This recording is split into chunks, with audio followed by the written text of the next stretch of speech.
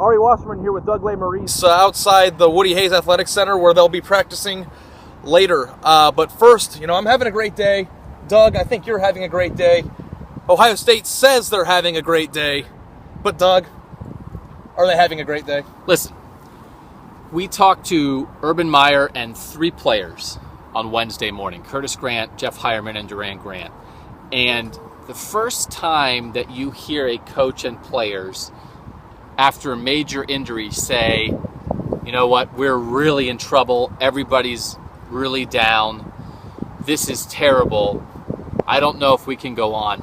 The first time you ever hear a team say that, let us know, because that is not going to happen. A team cannot say that kind of thing.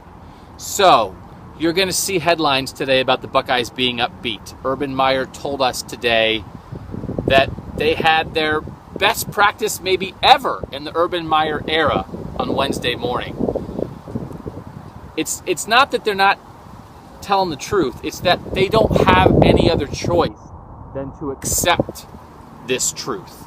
So, to me, one of the interesting things today was talking to Curtis Grant about what it was like Monday after Braxton Miller hurt his shoulder. And he said initially it was panic mode. And then you have to get past that. Urban Meyer said he went berserk when he saw Braxton Miller was down. So I think what we heard about those initial reactions to Braxton Miller's injury, that to me told more of the story than, hey, we're upbeat. Okay, you don't have a choice right now then to be that.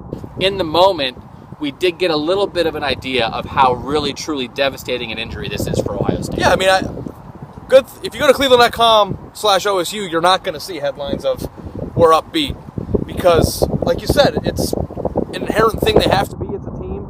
But really, this is an incredibly negative thing that happened to the Ohio State football team. You lost your best player. It's not a positive thing and everything's okay. In the long run, sure, if everything falls into place, eventually things could be okay. But as we stand outside the Woody Hayes Center in the middle of the week, only hours and days after Braxton Miller hurt himself, it's not okay.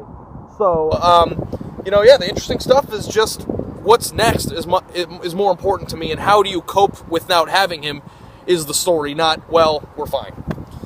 It's going to be an interesting preparation for Navy. It's going to be a test for the coaching staff, I think. It's going to be a test for JT Barrett.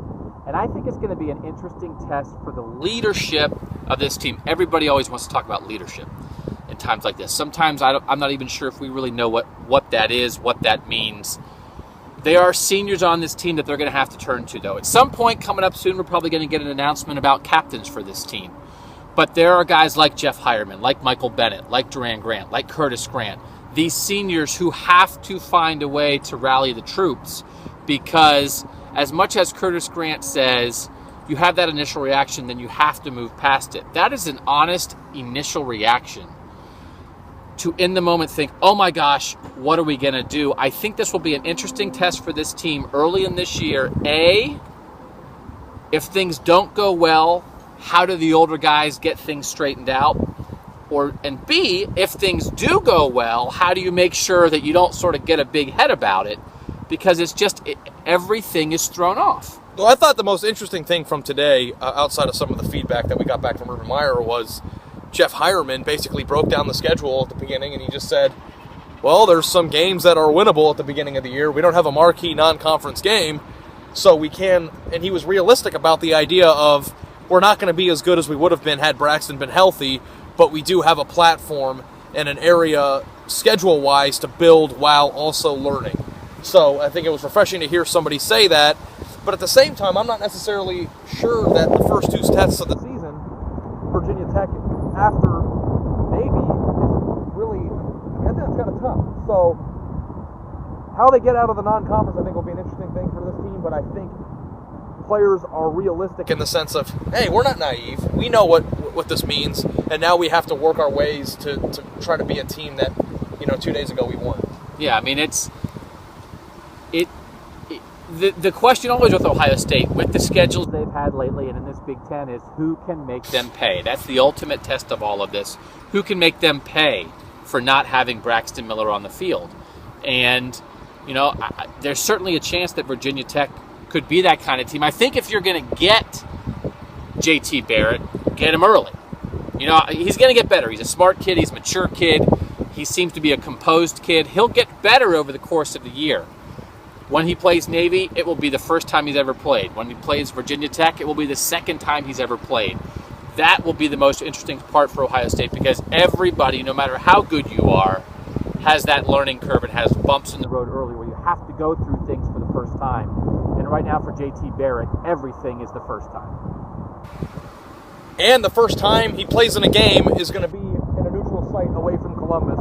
And the second time he plays in a game is going to be a huge recruiting weekend with Virginia Tech. A traditional power, they might not be as good as they were 5 years ago, but it's not like his first game is Florida A&M and his second game is Kent State. That's not the way it works. I think that their two toughest, Cincinnati also is in the conversation, but their two toughest non-conference games are right off the bat, and they're not an ideal situation for a freshman who's never played before. And honestly, Urban Meyer, not surprisingly, said that JT Barrett is a little bit Kenny Guyton-ish. He said that's a new adjective for Ohio State, Guyton-ish. But he did talk about that JT Barrett has taken a lot more practice throws than Kenny Guyton did before he went in for Braxton Miller, just because they've been repping while Braxton Miller was out in the spring and during this preseason. However, Kenny Guyton was a great backup quarterback last year. The two defenses that he shredded while starting in place of Braxton Miller were Cal and Florida A&M.